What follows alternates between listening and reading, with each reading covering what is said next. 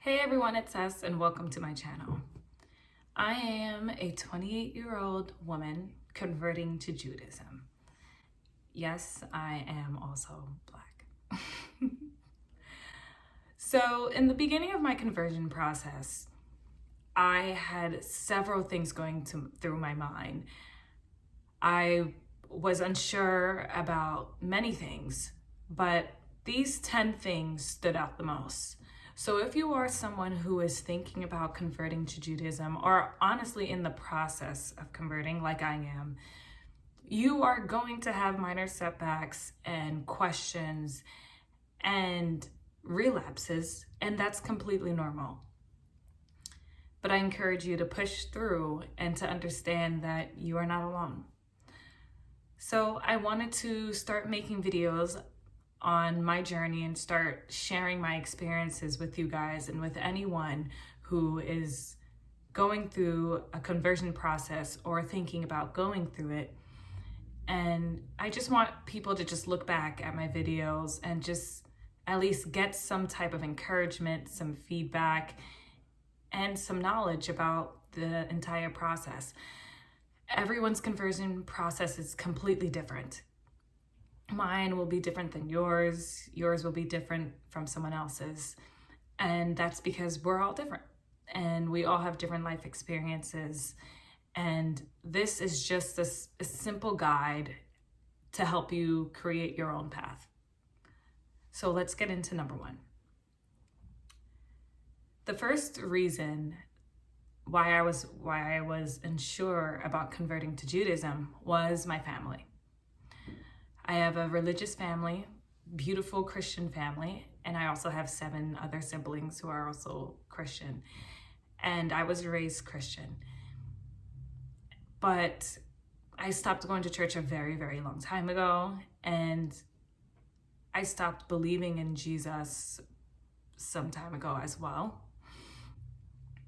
If my mother heard that. I'm sure she has heard that. But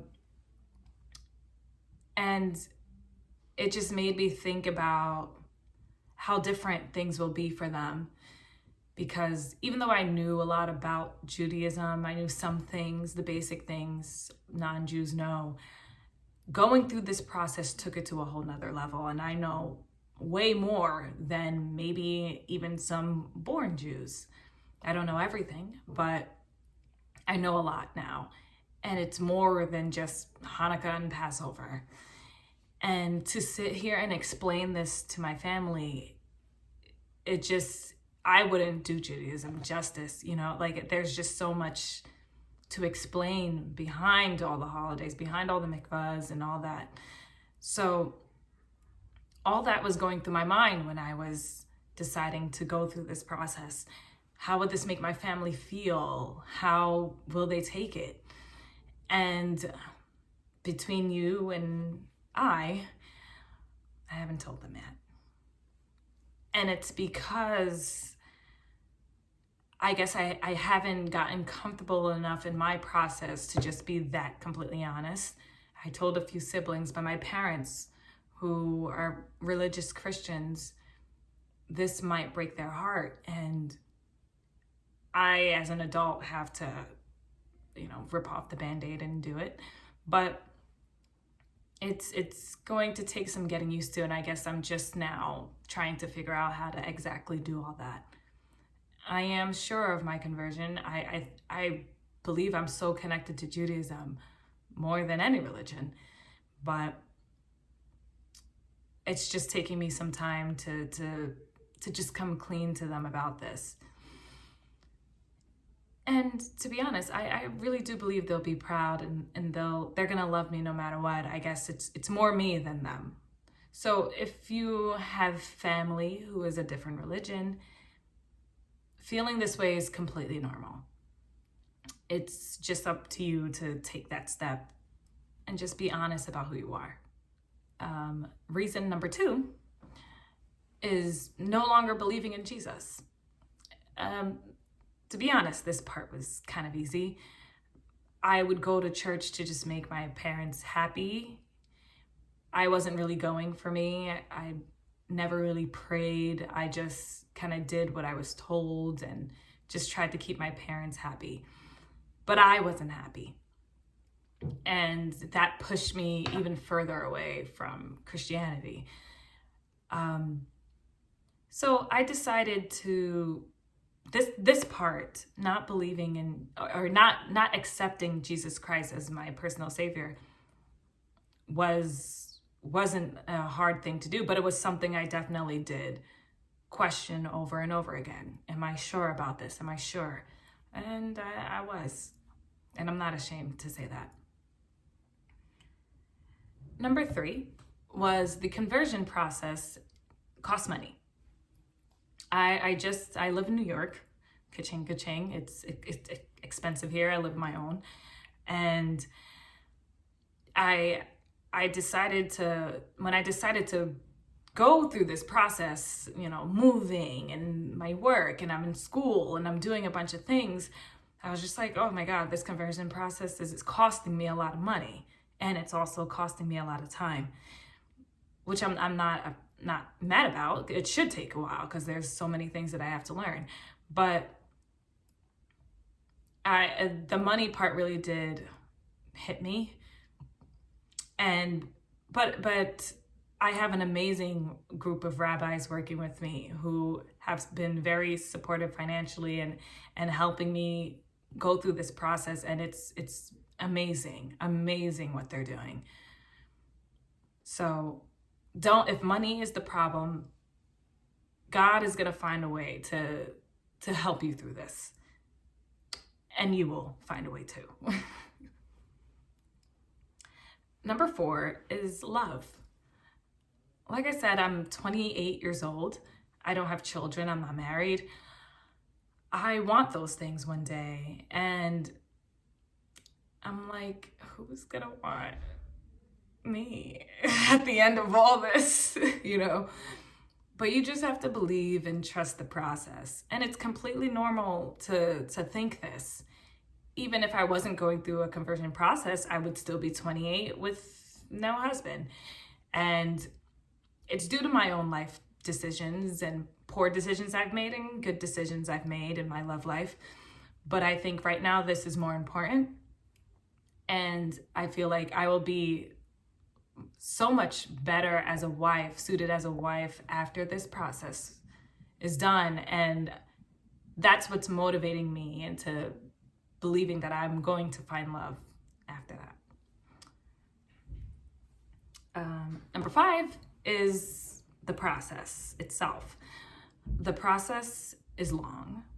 I believe I'm only a few months in, but it's probably going to take me another 1.5 years, maybe another 2 years. I'm not too sure. I'm not really putting a time limit on it. I just know it's going to take a little while. But also in a weird way, it's going by fast. It's taken a while, but it's going by fast. And I am loving, my advice is to cherish each moment, each milestone you go through, and just see yourself, keeping Shabbat and keeping kosher and going to shul and really just, becoming Jewish. Enjoy the process. And it's completely normal to think like, this is going to take forever. Don't think that way. Just know that it's a beautiful process and you want to go sit and enjoy it as you go along it. Number 6 is the community. I haven't started to go to shul yet, but I will be. Hopefully in the next few weeks with my work schedule, I can start to work things out to begin that milestone. But I just did Passover and I did it alone. It's, of course, right now we're in trying times. There's still the virus, we're still in a pandemic, but I want to say that by me doing this alone made me realize like I don't have a community yet. And that's where I changed my thought process yet. Once you start getting out in your community, your chosen community, you start walking to shul and you start doing more Jewish things, you will find a community. And that's what's pushing me to know that I won't be alone for most of this, you know. Number 7 is the holidays. I'm going to give up Easter and Christmas. To be honest, they're not my favorite holidays. I hate buying a bunch of things for people, and Easter to me is just a dinner with my family. And we still have Thanksgiving, and I will never miss a Thanksgiving with my family, ever.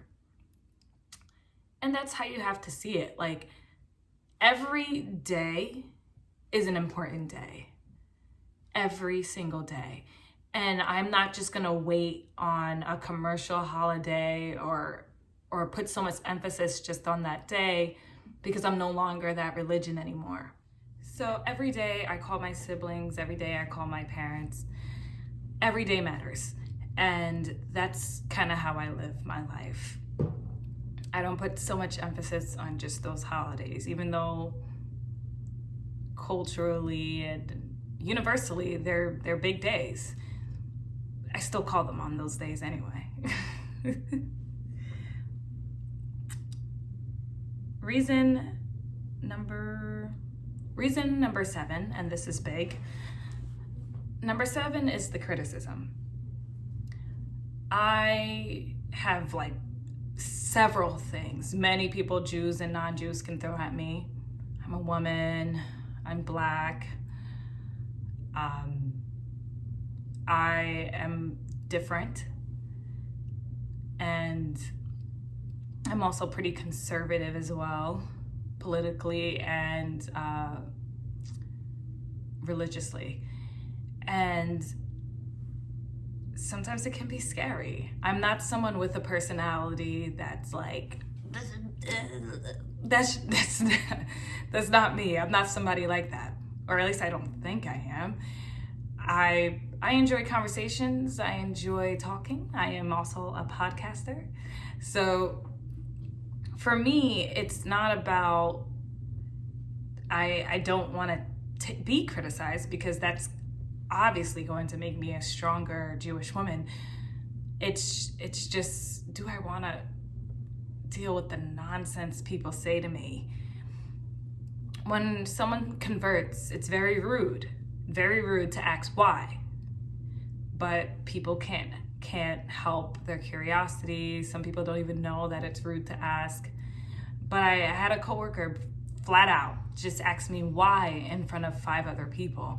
And it put me on the spot, because I just, of course I know why, but I guess I wasn't comfortable sharing that with people because of how people are. Or better to say, rather, I think that I'm very selective with who I share my journey with.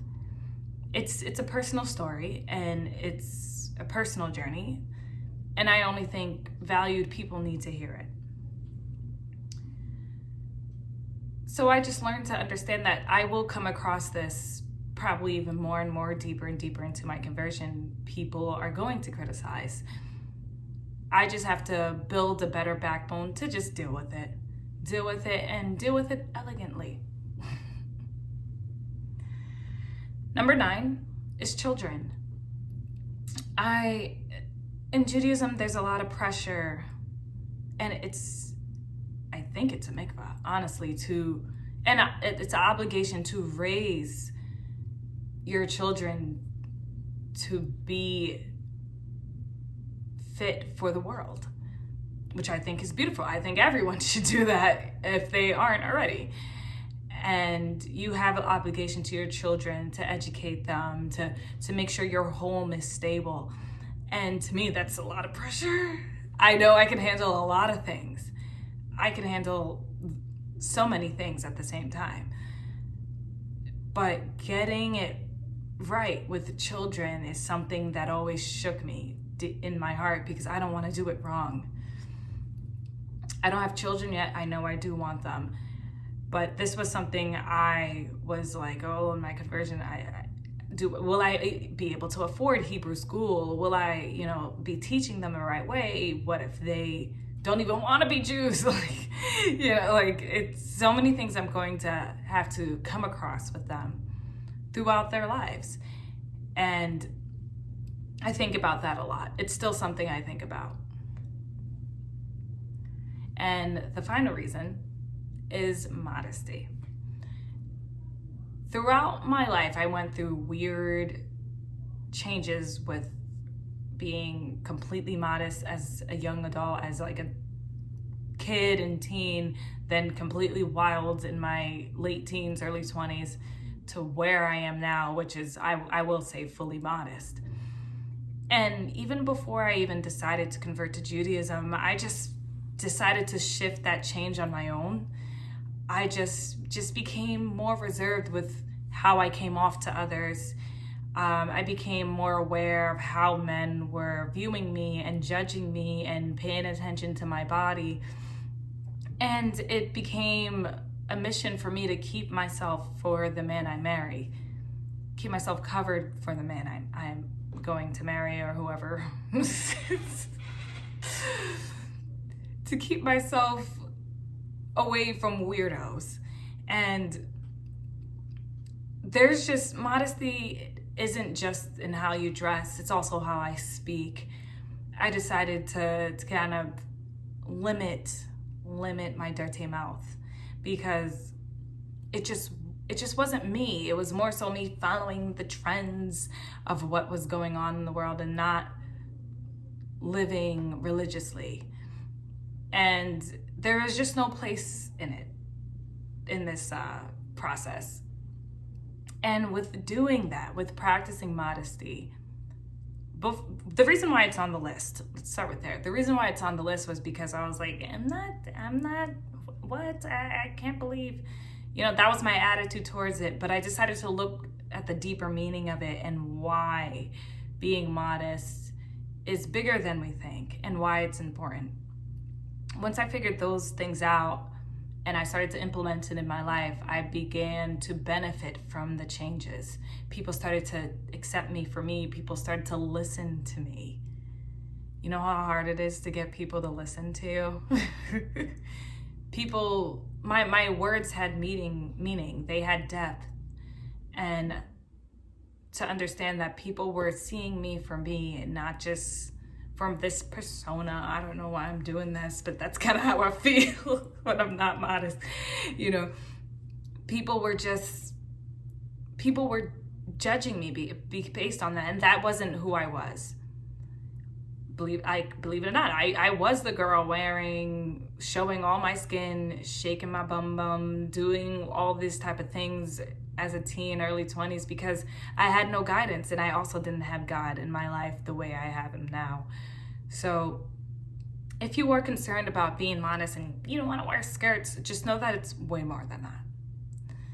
So that's just the brief summary of my 10 reasons of why I wasn't sure of converting to Judaism.